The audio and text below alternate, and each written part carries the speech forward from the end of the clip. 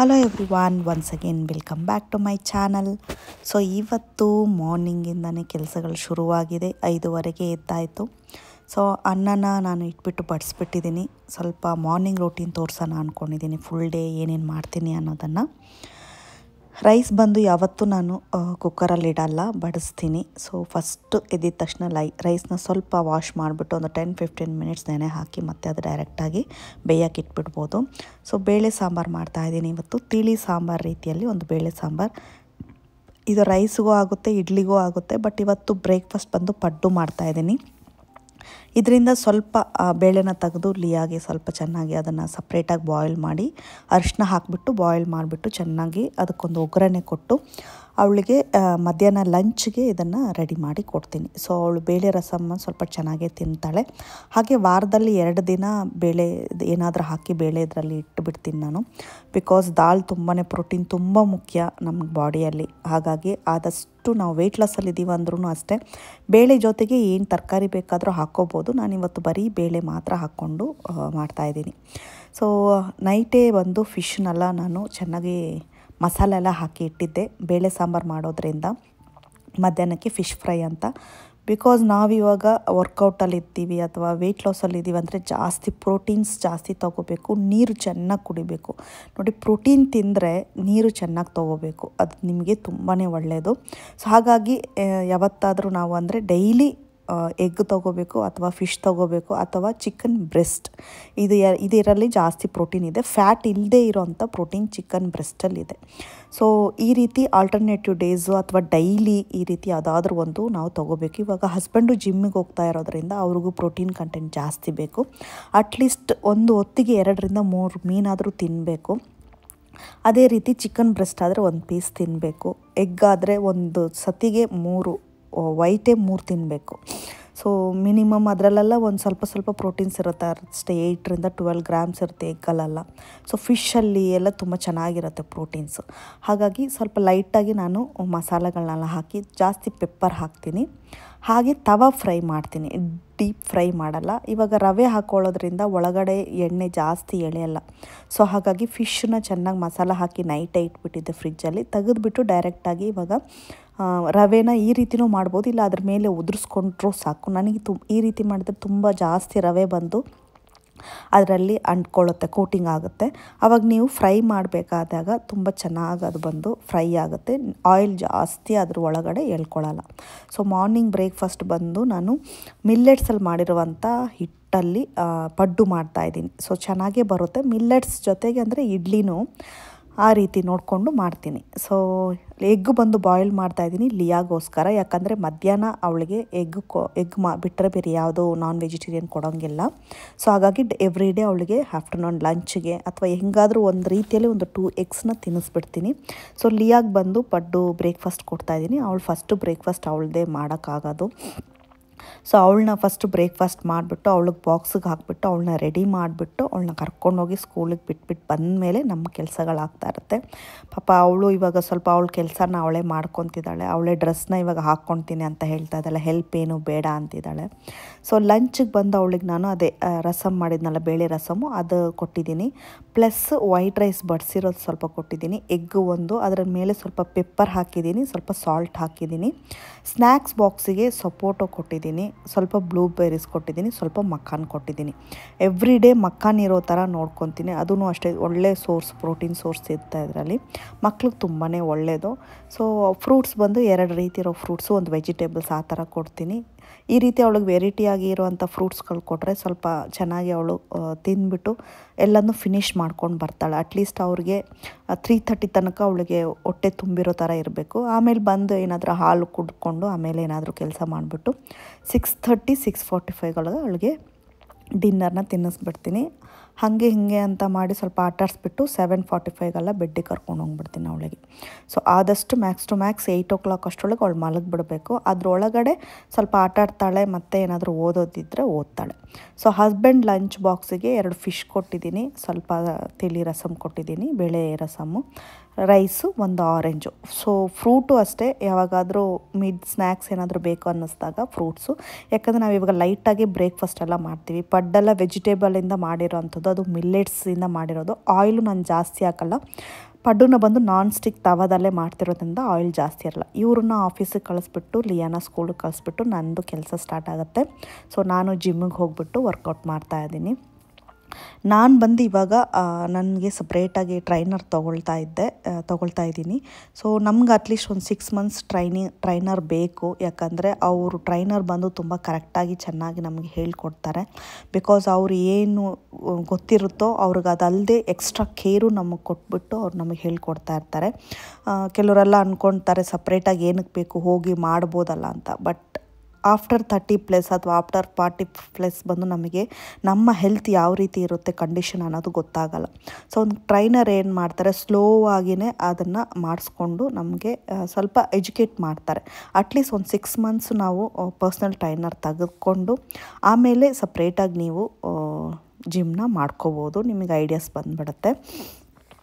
So husband ಬಂದು ಇಲ್ಲೇ ಪಕ್ಕದಲ್ಲಿರುವಂಥ cult ಫಿಟ್ಗೆ ಸೇರ್ಕೊಂಡಿದ್ದಾರೆ. ಅದು ತುಂಬಾ ಬ್ರ್ಯಾಂಡೆಡ್ ಆಗಿರುವಂಥ ಒಂದು ಜಿಮ್ಮು, ತುಂಬಾ ಚೆನ್ನಾಗೂ ಇದೆ. ಸೊ ಎವ್ರಿ ಡೇ ಒಳ್ಳೆ ಆಪ್ಷನ್ಸ್ ಎಲ್ಲ ಇರುತ್ತೆ. ನೆಕ್ಸ್ಟ್ ಜಾನಿಂದ ನಾನು ಅದಕ್ಕೆ ಟ್ರೈ ಮಾಡೋಣ ಅಂದ್ಕೊಂಡಿದ್ದೀನಿ.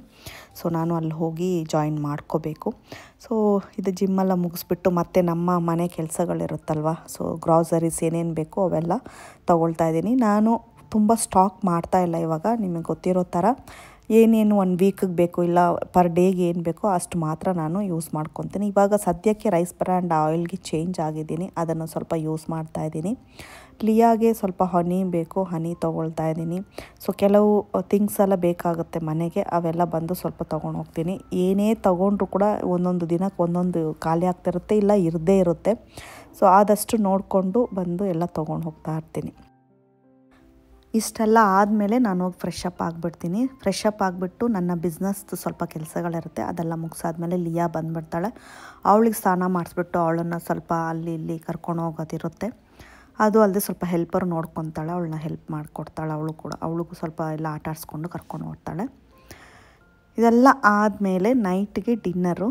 ಸೊ ಏನೇ ಕೆಲಸ ಇದ್ದರೂ ನಾನು 3:15 ಅಷ್ಟೇ ತಗೊಳ್ಳೋದು ಇಲ್ಲ ಮಾಡೋದು, ಏನೇ ಇದ್ದರೂ ಕೂಡ. ಅದಾದಮೇಲೆ ಮನೆ ಕೆಲಸಗಳು ಅಂದರೆ ಪಾಪುನ ನೋಡ್ಕೊಳ್ಳೋ ಅಂಥದ್ದು, ಅವಳಿಗೆ ಏನು ಬೇಕೋ ಅದು ಮಾಡೋದು. ಪ್ಲಸ್ ನೈಟ್ ಡಿನ್ನರ್ಗೆ ಬಂದು ವೆಜಿಟೇಬಲ್ ಫ್ರೈ ಮಾಡೋಣ ಅಂದ್ಕೊಂಡಿದ್ದೀನಿ. ಫ್ರೈ ಅಂದರೆ ಇದು ನಾವು ಹೆಂಗೆ ಟೊಮೊಟೊ ಗೊಜ್ಜು ಮಾಡ್ತೀವಿ ಆ ರೀತಿ ಪಲ್ಯ ರೀತಿ ಮಾಡಿ ಚಪಾತಿಗೆ ತಿನ್ನೋದಕ್ಕೆ. ಸೊ ಇದರಲ್ಲಿ ಸ್ವಲ್ಪ ಕಾಳುಗಳು ಹಾಕಿದ್ದೀನಿ. ಸೊ ಈ ರೀತಿ ಮಿಕ್ಸ್ ಮಾಡಿ ಕುಕ್ಕರಲ್ಲಿ ಬೇಯಿಸಿ ಕೊಟ್ಟರೆ ಲಿಯಾ ಕೂಡ ಚೆನ್ನಾಗಿ ತಿಂತಾಳೆ. ಸೊ ನಾನು ಇವಾಗ ಏನು ತೊಗೊಂಡಿದ್ದೀನೋ ಆ ತರಕಾರಿಗಳೆಲ್ಲ ಹಾಕಿದ್ದೀನಿ. ನೀವು ಯಾವ ತರಕಾರಿ ಬೇಕಾದರೂ ಹಾಕ್ಕೋಬೋದು. ಮುಲ್ಲಂಗಿ, ನೂಕೋಲ್, ಯಾವ ತರಕಾರಿ ಬೇಕಾದ್ರೂ ಯೂಸ್ ಮಾಡ್ಬೋದು. ನಾನು ಆಲೂಗಡ್ಡೆನ ಸ್ವಲ್ಪ ಸ್ಕಿಪ್ ಮಾಡ್ತೀನಿ. ನೈಟ್ ಟೈಮಲ್ಲಿ ಅದು ಯೂಸ್ ಮಾಡಬಾರ್ದು ಡಯಟಲ್ಲಿದ್ದರೆ. ಸ್ವಲ್ಪ ಅದು ಮುಳುಗುವಷ್ಟು ನೀರು ಹಾಕಿಬಿಟ್ಟು ಒಂದು 2 ವಿಷಲ್ ತೆಗೆದ್ರೆ ಸಾಕು, ಸೂಪರಾಗಿ ಬೆಂದೋಗುತ್ತೆ. ಬಟ್ ಇದ್ರದ್ದು ರೆಸಿಪಿ ಏನು ಅಂದರೆ ಜಸ್ಟ್ ಒಂದು ಸ್ವಲ್ಪ ಆಯಿಲು, ಸಾಸಿವೆ, ಜೀರಿಗೆ, ಕರಿಬೇವು ಸೊಪ್ಪು ಹಾಕ್ಕೊಳ್ಳಿ. ಒಂದೇ ಒಂದು ಸ್ಮಾಲ್ ಸೈಜ್ದು ಆನಿಯನು, ಒಂದೇ ಒಂದು ಸ್ಮಾಲ್ ಸೈಜ್ದು ಟೊಮೊಟೊ ಚೆನ್ನಾಗಿ ಫ್ರೈ ಮಾಡಿ. ಟೊಮೊಟೊ ಗೊಜ್ಜಿಗೆ ಹೆಂಗೆ ಫ್ರೈ ಮಾಡ್ತೀರ ಹಂಗೆ. ಬೆಳ್ಳುಳ್ಳಿನೂ ಸ್ವಲ್ಪ ಜಾಸ್ತಿ ಸೇರಿಸ್ಕೊಳ್ಳಿ. ಅದಾದಮೇಲೆ ಏನು ಹೆಚ್ಚಿಟ್ಟಿರ್ತೀರೋ ಅದು ತರಕಾರಿ ಹಾಕೋಕ್ಕಿಂತ ಮುಂಚೆ ಸ್ವಲ್ಪ ಒಂದು ಅರ್ಧ ಸ್ಪೂನ್ ಬರೀ ಅಚ್ಕಾರದ ಪೌಡ್ರು, ಸ್ವಲ್ಪ ಅರಿಶಿನದ ಪೌಡ್ರ್ ಹಾಕಿಬಿಟ್ಟು ಚೆನ್ನಾಗಿ ಅದನ್ನು ಫ್ರೈ ಮಾಡಿಬಿಟ್ಟು ಈ ತರಕಾರಿಗಳನ್ನೆಲ್ಲ ಹಾಕಿಬಿಟ್ಟು ಸ್ವಲ್ಪ ಕೊತ್ತಂಬರಿನ ಕಟ್ ಮಾಡಿ ಹಾಕಿಬಿಟ್ಟು 2 ವಿಷಲ್ ಹಾಕ್ತಾಗಿರಿ. ಜಾಸ್ತಿ ನೀರು ಅನಿಸಿದ್ರೆ ಸ್ವಲ್ಪ ಕುದಿಸ್ಕೊಳ್ಳಿ, ಇಲ್ಲಾಂದರೆ ಚಪಾತಿಗೆ ಅಷ್ಟೇ ಇದ್ರೂ ಚೆನ್ನಾಗೇ ಇರುತ್ತೆ. ಸೊ ನಂದೇನು ಹ್ಯಾಬಿಟ್ ಅಂದರೆ ನಾನು 7:30 ಒಳಗಡೆ ಡಿನ್ನರ್ ಮುಗಿಸ್ಬಿಡ್ಬೇಕು. ಫಸ್ಟು ನಾನು ತಿನ್ಕೊಂಬಿಡ್ತೀನಿ. ಯಾಕಂದರೆ ಮಕ್ಳಿಗೆ ತಿನ್ನಿಸ್ಬೇಕಾದ್ರೆ ಸ್ವಲ್ಪ ಲೇಟಾಗಿ ಆಗುತ್ತೆ ತಿನ್ನಿಸೋದು. ಅವ್ರುಗಳು ತಿನ್ನೋ ಸ್ವಲ್ಪ ಲೇಟು. ನನಗೆ ಫಸ್ಟು ತಿನ್ಕೊಂಬಿಟ್ರೆ ನಾನು ಸ್ವಲ್ಪ ಮೈಂಡು ರಿಲ್ಯಾಕ್ಸ್ ಆಗಿ ಟೆನ್ಷನ್ ಇಲ್ಲದೆ ನನಗೆ ಹೊಟ್ಟೆ ಫುಲ್ಲಾದರೆ ನಾನು ಇನ್ನೂ ಅವಳಿಗೆ ಚೆನ್ನಾಗಿ ತಿನ್ನಿಸ್ತೀನಿ, ಅವಳ ಜೊತೆ ಚೆನ್ನಾಗಿ ಟೈಮ್ ಸ್ಪೆಂಡ್ ಮಾಡ್ತೀನಿ. ಅವತ್ತು ಇಡೀ ದಿನ ಏನಾಯಿತು ಎಲ್ಲ ಕೇಳ್ತೀನಿ. ಅದು ನಮ್ಮ ಒಂದು ಮಾತಾಡೋ ಟೈಮು ನಾವಿಬ್ಬರು ಡಿನ್ನರ್ ತಿನ್ನಿಸ್ಬೇಕಾದ್ರೆ. ಬೆಳಗ್ಗೆ ಮಧ್ಯಾಹ್ನ ಸ್ವಲ್ಪ ಬ್ಯುಸಿಯಾಗೇ ಇರ್ತಾಳೆ, ಆ ಟೈಮಲ್ಲಿ ಏನೂ ಮಾತಾಡೋಕ್ಕಾಗಲ್ಲ. ತಿನ್ನಿಸ್ಬಿಟ್ಟು ಬರೀ ತಿನ್ನು ಅಂತ ಹೇಳ್ತಾನೆ ಇರ್ತೀವಿ. ಬಟ್ ಡಿನ್ನರ್ ಟೈಮ್ ಸ್ವಲ್ಪ ಕೂಲಾಗಿರುತ್ತೆ, ಮಾತಾಡ್ಕೊಂಡು ತಿಂತೀವಿ. ಯಾವಾಗಲೂ ಹಸ್ಬೆಂಡ್ ಬೇಗ ಬರ್ತಾರೆ. ಬಟ್ ಇವತ್ತು ಬಂದು ಸ್ವಲ್ಪ ಲೇಟ್ ಆಯಿತು ಅವ್ರು ಬರೋದು. ಯಾಕಂದರೆ ಏನೋ ಮೀಟಿಂಗ್ ಇತ್ತು ಅಂತ ಲೇಟ್ ಆಯಿತು, ಇಲ್ಲಾಂದರೆ ಬೇಗ ಬರ್ತಾರೆ. ಇಬ್ಬರು ಸೇರ್ಕೊಂಡು ಡಿನ್ನರ್ ತಿಂದುಬಿಡ್ತೀವಿ. ಅವರು ಬಂದರೂ ಬರಲಿಲ್ಲ ಅಂದರೂ ನನ್ನ ಟೈಮಿಂಗ್ಸಿಗೆ ನಾನು ಡಿನ್ನರ್ ಫಿನಿಷ್ ಮಾಡಿಬಿಡ್ತೀನಿ. ಬಿಕಾಸ್ ನಮ್ಮ ಹೆಲ್ತು ತುಂಬ ಮುಖ್ಯ ಅಲ್ವಾ. ಹೆಲ್ತ್ ನೋಡ್ಕೋಬೇಕು ಫಸ್ಟು. ನಮ್ಮ ಹೆಲ್ತ್ ನೋಡ್ಕೊಂಡ್ರೆ ಅವ್ರನ್ನೂ ನಾವು ನೋಡ್ಕೊಳಕ್ಕಾಗೋದು. ಅದಕ್ಕೋಸ್ಕರ ಸೊ ಅವ್ರು ಬಂದಮೇಲೆ ಅವ್ರು ಫ್ರೆಶ್ ಅಪ್ ಆಗಿಬಿಟ್ಟು ಬರ್ತಾರೆ. ನಾನು ಅಷ್ಟೊತ್ತಿಗೆ ಚಪಾತಿ ಎಲ್ಲ ಮೊದಲೇ ಮಾಡಿಟ್ಟಿರ್ತೀನಿ. ಲೈಟಾಗಿ ಏನಾದರೂ ಬೇಕು ಅಂದರೆ ಬಿಸಿ ಮಾಡಿಬಿಡ್ತೀನಿ. ಸೊ ಬಿಸಿ ಮಾಡಿ ಅವ್ರಿಗೆ ಕೊಟ್ಬಿಡ್ತೀನಿ. ಸೊ ಅವಳದು ಡಿನ್ನರ್ ಮುಗ್ದಿದೆ. ಆದರೂ ಅವ್ರ ಅಪ್ಪ ಬಂದಾಗ ಸ್ವಲ್ಪ ಹೊತ್ತು ಅವಳು ಅವ್ರ ಅಪ್ಪನ ಜೊತೆ ಟೈಮ್ ಸ್ಪೆಂಡ್ ಮಾಡ್ತಾಳೆ, ಏನಾದರೂ ತಿನ್ನಿಸ್ಕೊಳ್ತಾಳೆ, ಅವ್ರ ಜೊತೆ ಮಾತಾಡ್ತಾ ಇರ್ತೀವಿ. ಸೊ ನಮ್ಮದು ಈ ಡಿನ್ನರ್ ಟೈಮ್ ಬಂದು ಟಾಕಿಂಗ್ ಟೈಮೇ, ಮಾತಾಡ್ತಾನೆ ತಿನ್ಕೊಳ್ತಾ ಇರ್ತೀವಿ. ತುಂಬ ಟೈಮ್ ಕಾಲ್ಗಡೆ ಕೂತ್ಕೊಂಡೇ ತಿನ್ನೋ ಅಂಥದ್ದು, ಅಂದರೆ ಕೆಳಗಡೆ ಚಾಪೆ ಹಾಕ್ಕೊಂಡು ತಿಂತೀವಿ, ತುಂಬ ಒಳ್ಳೆಯದು. ಸಮ್ಟೈಮ್ಸ್ ಈ ರೀತಿ ಟಯರ್ಡ್ ಆದಾಗ ಅವರು ಜಿಮ್ಮಿಗೆ ಹೋಗ್ತಿರೋದ್ರಿಂದ ಕಾಲು ಕೈಯೆಲ್ಲ ತುಂಬ ನೋವು, ಹಾಗಾಗಿ ಮೇಲೆ ಕೂತ್ಕೊಂಡೇ ತಿಂತಾರೆ. ಸೊ ನಾನು ಸ್ವಲ್ಪ ಅರ್ಜೆಂಟಲ್ಲಿದ್ದರೆ ಮೇಲೆ ಕೂತ್ಕೊಂಡು ತಿಂತೀನಿ. ಆದಷ್ಟು ಕೆಳಗಡೆ ಕೂತ್ಕೊಂಡು ತಿನ್ನೋಷ್ಟು ತುಂಬಾ ಆರೋಗ್ಯಕ್ಕೆ ಕೂಡ ಒಳ್ಳೆಯದು. ಸೊ ಆದಷ್ಟು ಟ್ರೈ ಮಾಡಿ. ನಮಗೆ ಇವಾಗ ಸದ್ಯಕ್ಕೆ ಸ್ವಲ್ಪ ಕೈಕಾಲು ನೋವು ಇರೋದ್ರಿಂದ ಆಗ್ತಾಯಿಲ್ಲ, ಇಲ್ಲಾಂದರೆ ಒಂದೇ ಪ್ಲೇಟಲ್ಲಿ ಅವರು ಬಂದಾಗ ಒಂದೇ ಪ್ಲೇಟಲ್ಲಿ ಇಬ್ಬರು ತಿನ್ಕೊಳ್ತೀವಿ. ನನಗೆ ಗೊತ್ತಾಗುತ್ತೆ ಅಳತೆ, ಅದಕ್ಕೆ ತಕ್ಕಂಗೆ ಹಾಕ್ಬಿಟ್ಟು ತಿನ್ಕೊಂಡ್ಬಿಡ್ತೀವಿ. ಸೊ ತಿಂತಾನೆ ಎಲ್ಲ ಮಾತಾಡಿಕೊಂಡು ಇದು ಬಂದು ಒಂದು ರೀತಿಯಾದ ಫ್ಯಾಮಿಲಿ ಟೈಮ್ ಒಂದು ಸ್ಪೆಂಡ್ ಮಾಡೋ ಅಂಥದ್ದು. ಸೊ ಅಲ್ಲಿ ಫ್ಯೂಚರಲ್ಲಿ ಏನು ಮಾಡಬೇಕು, ಜಾಸ್ತಿ ಲಿಯಾ ಬಗ್ಗೆನೇ ಡಿಸ್ಕಸ್ ಮಾಡ್ತಿರ್ತೀವಿ. ಸೊ ಅವಳನ್ನ ಯಾವ ರೀತಿ ಅವಳನ್ನ ಸ್ವಲ್ಪ ಇಂಪ್ರೂವ್ ಮಾಡ್ಬೋದು, ಇಲ್ಲ ಏನಾದರೂ ಕ್ಲಾಸಸ್ಗೆ ಎಕ್ಸ್ಟ್ರಾ ಹಾಕಬೇಕಾ, ಏನು ಎತ್ತ ಅನ್ನೋದನ್ನೆಲ್ಲ ಮಾತಾಡಿಕೊಂಡು ಆ ಟೈಮ್ನ ಸ್ವಲ್ಪ ಸ್ಪೆಂಡ್ ಮಾಡಿಬಿಡ್ತೀವಿ. ಸೊ ನಿಮಗೆ ಇನ್ನೊಂದು ಟಿಪ್ ಕೊಟ್ಬಿಡ್ತೀನಿ. ಒಂದು ಹೆಲ್ದಿಯಾಗಿರುವಂಥ ಮಿಲ್ಲೆಟ್ಸಲ್ಲಿ ದೋಸೆ ಇಡ್ಲಿ ಯಾವ ರೀತಿ ಮಾಡೋದು ಅನ್ನೋದನ್ನು ನಾನು ಇದರಲ್ಲಿ ತೋರಿಸ್ಕೊಡ್ತಾ ಇದ್ದೀನಿ. ಸೊ ಆ ಮಿಲ್ಲೆಟ್ಸ್ ಬಂದು 1 ಗ್ಲಾಸ್ ತೊಗೊಳ್ಳಿ. ನಿಮಗೆ ಸಾಫ್ಟಾಗಿ ಇಡ್ಲಿ ಬೇಕು ಅಂದರೆ ಇದರಲ್ಲಿ ಬೇಕಾದ್ರೆ ನೀವು ರಾಗಿ ಕೂಡ ಹಾಕೋಬೋದು, ಈ ಮಿಲ್ಲೆಟ್ಸ್ಗಳು ಕೂಡ ಹಾಕೋಬೋದು. ಪರ್ಲ್ ಮಿಲ್ಲೆಟ್ಸು, ಫಾಕ್ಸಿ ಮಿಲ್ಲೆಟ್ಸು, ಸುಮಾರು ಮಿಲ್ಲೆಟ್ಸ್ಗಳಿದೆ. ಮತ್ತು ಇನ್ನೊಂದು ಕಪ್ಪು ಬಂದು ನಾನು ಇಡ್ಲಿ ರೈಸ್ ತೊಗೊಳ್ತಾ ಇದ್ದೀನಿ. ಸೊ ಇದ್ರ ಜೊತೆಗೆ ಉದ್ದಿನಬೇಳೆ ಒಂದು 3/4 ಭಾಗ ತೊಗೊಳ್ತೀನಿ, 3/4ಕ್ಕಿಂತ ಸ್ವಲ್ಪ ಕಮ್ಮಿ. ಸ್ವಲ್ಪ ಬಂದು ಮೆಂತ್ಯ ತೊಗೊಳ್ತೀನಿ. ಚೆನ್ನಾಗಿ ನಾನೆಲ್ಲ ಒಟ್ಟಿಗೆ ಹಾಕ್ಬಿಟ್ಟು ಚೆನ್ನಾಗಿ ವಾಶ್ ಮಾಡಿಬಿಟ್ಟು ಅದನ್ನ ನೆನೆ ಹಾಕ್ಬಿಡ್ತೀನಿ. ಸೊ ಇದನ್ನು ನಾನು ನೈಟ್ ಹಾಕ್ತಾಯಿದ್ದೀನಿ, ಬಿಕಾಸ್ ಮಾರ್ನಿಂಗಿಗೆ ಇದು ರೆಡಿ ಆಗುತ್ತೆ. ಇವಾಗಕ್ಕೆ ಹಿಟ್ಟು ಖಾಲಿ, 2 ದಿನಕ್ಕೆ ಯೂಸ್ ಮಾಡೋದಷ್ಟೇ. ನಾನು ಫ್ರಿಜ್ಜಲ್ಲಿ ಜಾಸ್ತಿ ಹಿಟ್ಟು ಮಾಡಲ್ಲ. ಆ ದಿನ ಒಂದಿನ ಮತ್ತು ಅವತ್ತಿಂದ ಇಟ್ಬಿಟ್ಟು ಮಾರನೇ ದಿನಕ್ಕೆ ಯೂಸ್ ಮಾಡಿಬಿಟ್ಟು ಖಾಲಿ ಮಾಡಿಬಿಡ್ತೀನಿ. ತುಂಬ ದಿನ ಎಲ್ಲ ಇಟ್ಟರೆ ಅದು ಹೊಟ್ಟೆಗೆ ಒಳ್ಳೆಯದೇ ಅಲ್ಲ. ಹೋಗ್ತಾ ಅದು ಹುಳಿ ಆಗುತ್ತೆ, ಪ್ರಾಬ್ಲಮ್ ಜಾಸ್ತಿ ಆಗುತ್ತೆ. ಸೊ ಇದನ್ನು ನಾನು 6 ಅವರ್ಸ್ ನೆನೆ ಹಾಕ್ಬಿಟ್ಟು ನಾಳೆ ಬೆಳಗ್ಗೆ ಸ್ವಲ್ಪ ಒಂದು 1/2 ಕಪ್ಪು ಅವಲಕ್ಕಿ ಹಾಕಿಬಿಟ್ಟು ಒಂದು 1/2 ಅವರ್ ಬಿಟ್ಬಿಟ್ಟು ರುಬ್ಬಿ ಎತ್ತಿಕ್ಬಿಡೋದಷ್ಟೇ, ಇಡ್ಲಿ ಬ್ಯಾಟರ್ ಮಾಡೋ ಥರನೇ. ಸೇಮ್ ಇಡ್ಲಿಗೆ ಯಾವ ರೀತಿ ಇಡ್ತಿರೋ ಹಾಗೆ ಸೇಮ್, ಬಟ್ ಮಿಲ್ಲೆಟ್ಸ್ ಹಾಕ್ತಾಯಿದ್ದೀವಿ ಅಷ್ಟೇ. ಹಂಗಾಗಿ ಸ್ವಲ್ಪ ಒಂದು ಸ್ಪೂನು ಉದ್ದಿನಬೇಳೆ ಕಮ್ಮಿ ಹಾಕಿದ್ರೆ ಸಾಕು. ಸೊ ಇದನ್ನು ನಾನು ಮಿಕ್ಸ್ ಮಾಡಿಬಿಟ್ಟು ಇಟ್ಬಿಡ್ತೀನಿ. ಇದನ್ನು ನೀವು ಇಡ್ಲಿ, ದೋಸೆ, ಪಡ್ಡು ಏನು ಬೇಕಾದ್ರೂ ಮಾಡ್ಕೋಬಹುದು. ಸೊ ನಾನು ಇನ್ನೊಂದು ಈ ವಿಡಿಯೋದಲ್ಲಿ ಶೇರ್ ಮಾಡ್ತಾಯಿದ್ದೀನಿ. ಇದು ನಮ್ಮ ಪಾಪುಗೆ ನಾವು ತಗೊಂಡಿರುವಂಥ ಒಂದು ಡಿಸಿಷನ್ ಅಂತಲೂ ಹೇಳ್ಬೋದು, ಮತ್ತು ಅವಳಿಗೆ ಒಳ್ಳೇದಾಗೋದಕ್ಕೇ ಬೇಕು. ಅವ್ರಿಗೆ ಹೇಳ್ಕೊಡೋದಕ್ಕೆ ಟೈಮು ಇದು, ಬಿಕಾಸ್ ಅವಳು 6 ಇಯರ್ಸ್ ಆಗ್ತಾಯಿದೆ, 6 ಇಯರ್ಸ್ ಸ್ಟಾರ್ಟ್ ಆಗಿದೆ. ಸೊ ಹಾಗಾಗಿ ಅವಳಿಗೊಂದು ಹೊಸ ಸ್ಟೆಪ್ ತೊಗೊಂಡಿದ್ದೀವಿ, ಅದು ನಿಮ್ಮ ಜೊತೆನೂ ಶೇರ್ ಮಾಡ್ತೀನಿ. ಇದೇನಿದು ಹೊಸ ನೋಟ್ ಅಂತ ನೋಡ್ಬೋದು, ಇದು ಯಾವುದು ಶೋ ಆಫ್ ಅಲ್ಲ. ಸೊ ಈ ನೋಟಿಂದನೇ ಅವಳಿಗೆ ಪ್ರತಿಯೊಂದು ಕೆಲಸಗಳನ್ನು ಮಾಡಿದ್ರೆ ಈ ರೀತಿ ಅರ್ನ್ ಮಾಡ್ಬೋದು ಅನ್ನೋದನ್ನು ಅವಳು ತೋರಿಸ್ಕೊಡೋದಕ್ಕೋಸ್ಕರ ಈ ರೀತಿ ಹೊಸ ನೋಟ್ಸು ಹಸ್ಬೆಂಡ್ ತಂದಿದ್ದಾರೆ. ಅವಳಿಗೇನೆಂದರೆ ಡೈಲಿ 1 ಪೇಜ್ ಇಲ್ಲ 1 ಪೇಜ್ ಓದಿದರೆ 10 ರೂಪೀಸ್ ಅಂತ ಹೇಳಿದ್ದಾರೆ ನನ್ನ husband.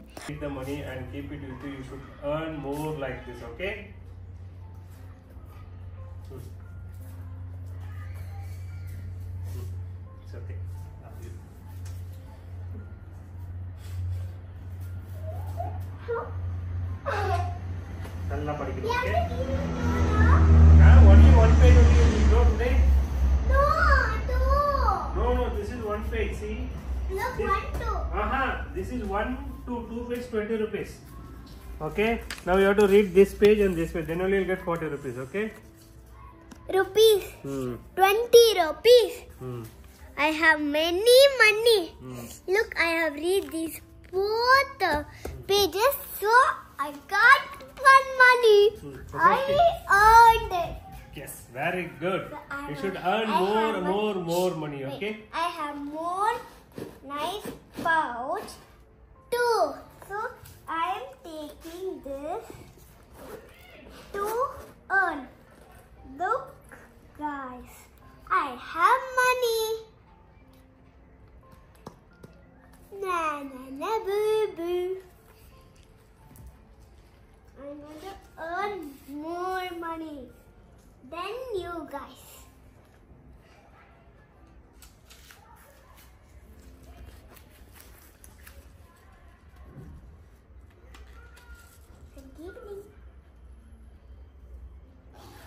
Now how much money you have? I have 3. How much total? How much? 40.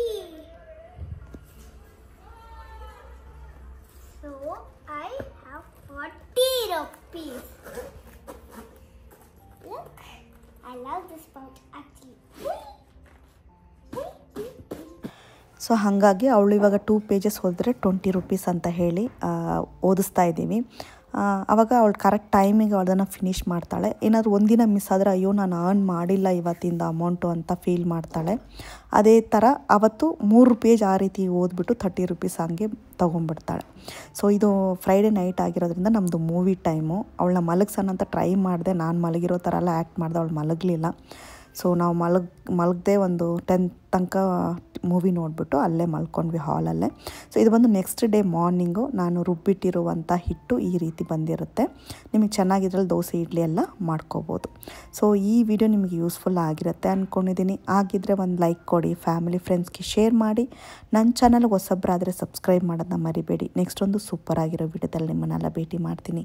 And till then take care. ಒಳ್ಳೆ ಆಹಾರ ತಿನ್ನಿ, ಆರೋಗ್ಯವಾಗಿರಿ. ಬಾಯ್ ಬಾಯ್.